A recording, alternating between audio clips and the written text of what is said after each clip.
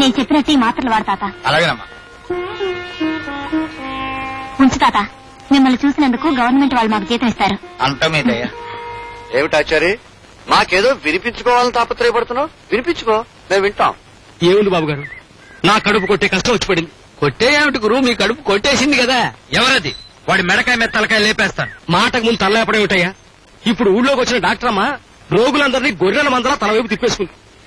ఇప్పుడు నా దగ్గరికి మా ఇంటి పక్క మీద కూడా రావడం మానేశాడు. అక్కడికి మందులిచ్చి ఉచితంగా ఒక స్వీట్ కూడా పెడతామని బోర్డు పెట్టామండి.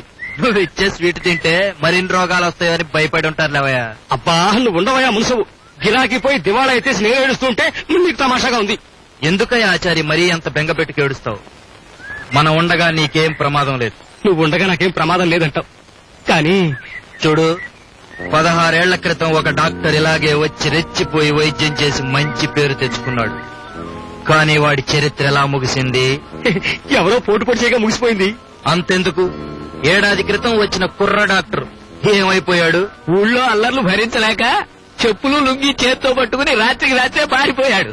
నువ్వు కాక మరే డాక్టర్ ఈ ఊళ్ళోకి వచ్చిన వాళ్ళ జాతకాలు అలాగే తయారవుతాయి. మనసబు ఎందుకయ్యా తొందరపడతావు? ఆడపిల్ల ఆ మాత్రం చాలేస్తాయా?